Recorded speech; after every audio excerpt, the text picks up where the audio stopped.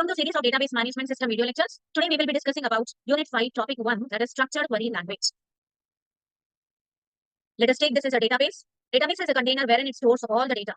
In terms of a relational data model, that means it follows a tabular kind of structure for storing all the data items. Now, it can be any type of database, that is Oracle database or MySQL database or Sybase database.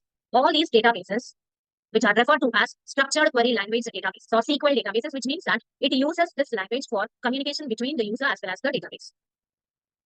This language is helpful for performing various operations such as creating the data, insert some data into the database, perform deletion operation, and then modification. All these are the operations that can be allowed to perform upon the database. These operations have been subclassified using SQL language commands. So these commands are specific operations. It instructs to the table or to the relation. That's how it does the operation. Now let us look at the first category, that is ETL commands, GQL commands, DML commands, DCL commands, and then TCL commands. The first one is data definition language commands. It allows you to define your data. You can perform creation of a data. Creation is nothing but defining the data. Similarly, EQL language will be used. This set of language commands are used to ask a question or to retrieve the data from the database. So by writing what type of a syntax or a query, you will be able to retrieve them. So we use a select command to perform this operation. Now data manipulation language command helps us to perform various operations such as adding the data into the database, manipulate the data which is already existing in the database, and to remove the data. Data control language command allows us to perform the operations upon the database to the restricted users. Only the users who have authorized privileges will be allowed to perform the operations.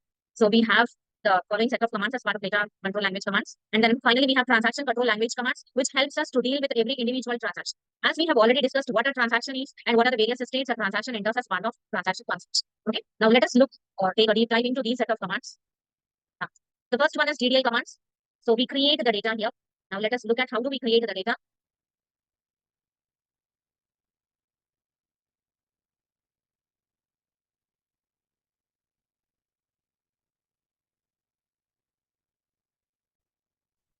Let us create the data. Now we need to open MySQL command client. We need to install MySQL software. We have already shared a week 1 document which gives you the list of instructions and the steps which have to be followed to perform the installation of MySQL database, right? So we need to set up the command while installation of this MySQL. So I have used manager as my password. So let me log in. Fine, you have logged into the MySQL command client. Similarly, you can even work with MySQL Workbench as soon as we open it. So we are going to be served as we have installed both the server and then client modules as part of the installation. So when we have logged in here, it is going to be treated as I am the client. Okay, so let me access MySQL Workbench with the same password. Right? So this is how you have access to the MySQL Workbench. Let me create a new database here. Create database. Let me create NGIT, KMEC, DBMS. Okay, DBMS what is, right? So now this is the database which I wanted to create. Fine, the database has been created. Now, if I'm attempting to create the same database again, then it will give an error message indicating that there is a database which is already existing. So how do you verify at the time of creation of database itself whether it is available or not? So you need to change the syntax, create a database, if not exists. So you are checking whether is there any database with the same name which is already available. If it is not available, only then you attempt to create, right? So now, let us look at show databases. I wanted to list out various databases which are already available as part of the database. Sorry. Yeah. So these are the databases that we have already created. So we have the database to the name, that is NGIT, KMEC, DBMS fields, right? Now, the same sort of thing that you can also do in MySQL Workbench. Now, what would be the difference between Workbench and Command Client? Command Client will perform all the operations using the commands. So it is a character user interface.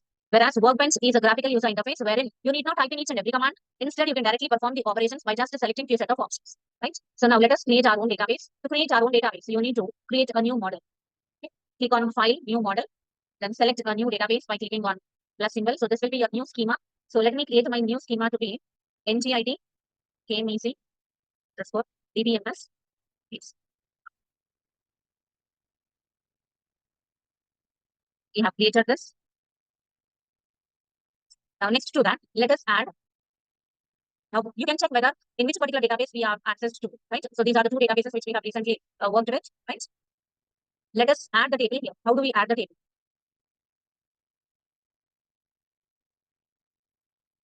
Add a table. To create a table into my database, that is NGIT, KMEC, DBMS, PS, you just click on it, double click on it, which allows you to create your own table, right? So here, everything can be done using selecting the options and then creating the adding the names wherever it is required. Let us first create a table using command prompt. So I need to get into the database. Here, you need to write a command, work with that particular database.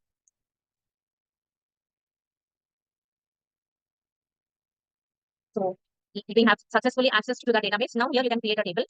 Create table. Here is the syntax. Create table, table name. Now I wanted to create CSC as my table name.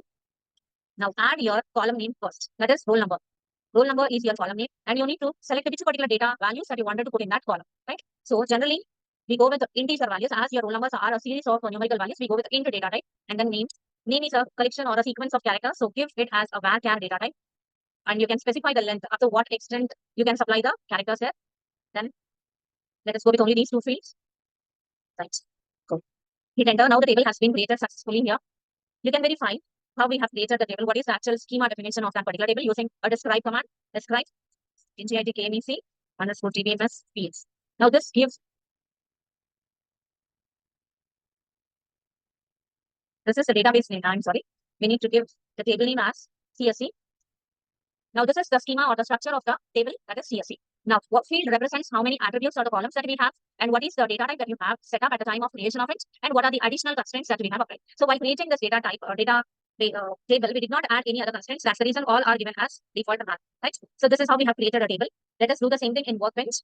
So already we have opened this how to create a table here. Now here let me create a table with a name CSC, right? Now I wanted to add the columns here. You just click on that particular area. Now the first one was roll number. As soon as you select it, roll number, and then what is the data type? By default, it was taken as int data type, but then we have a choice, wide range of options that you can go with. These are the set of data types. MySQL supports starting from int, varchar, decimal, datetime, block, binary, it's tiny, int, medium, datetime, timestamp. These are for geometrical operations, and then double float int. So you can select, as per our requirement, we can select any of the data types for creating the data there. Okay, so we have selected it as int. Now I don't want to set any other constraints upon it. Right, now let me add another column to it. So that is the.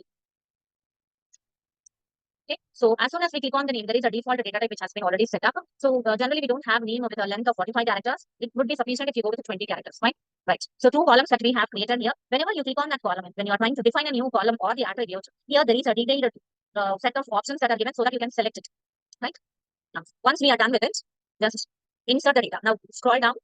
Scroll down. Here you have columns, indexes, foreign keys, triggers, partitioning options, insert privileges. Now I wanted to insert some data. I wanted to go with inserting of data into that particular table, right? So now you can just select on it, click on it. You will be listed with the set of columns that we have created. Now I wanted to give the roll number to be 245322733 right? So this is the roll number which I wanted to create, and let the name can be taken as on, right? Now I wanted to add another record of data. So 245522733, right?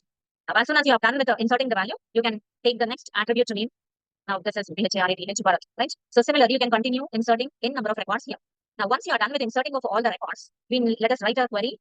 Now I wanted to insert the records in command prompt. Unlike with the Workbench, wherein you can just select or drag and drop set of things, here you write the commands. Insert into table name is CSC, mention it as values. So here I wanted to supply a roll number to be 24532273301. The name is Kanu. Okay, this is still going to be with out of range. Fine. 001.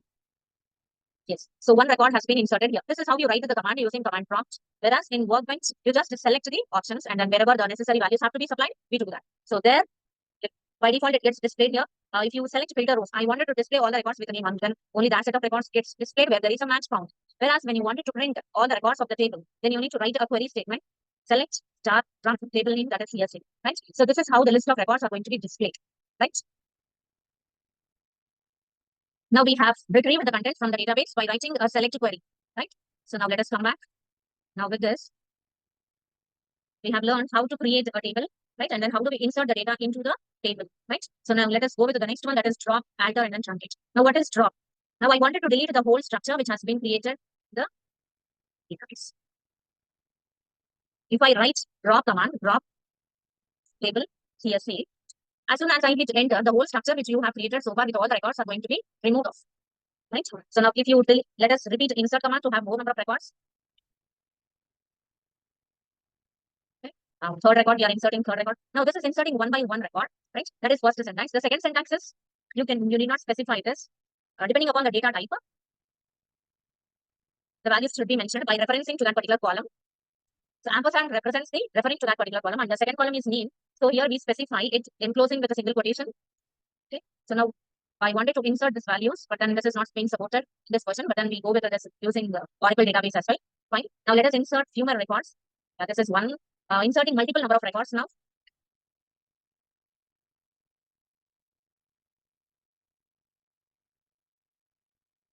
And more number of column records here. 3245322 Okay, so you just insert into these values.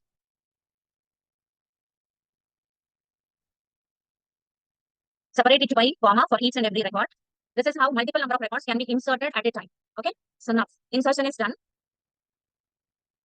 The next command is I wanted to go with delete command. Now I wanted to delete one particular record. Delete from table name. Now, if you wanted to delete one particular record, you need to have that reference point. So here we have two columns, right? I wanted to, before that, let me query all the records from the table. So these are the list of records that we have inserted so far. Now, did you notice here we have inserted two records with the same set of values. So duplication of records is also acceptable here because we did not set any constraints upon the data items while we are creating the table, right? So now let me attempt to delete one particular record. Delete from table name, that is CSC. Now I wanted to delete the record where the roll number is 2, right?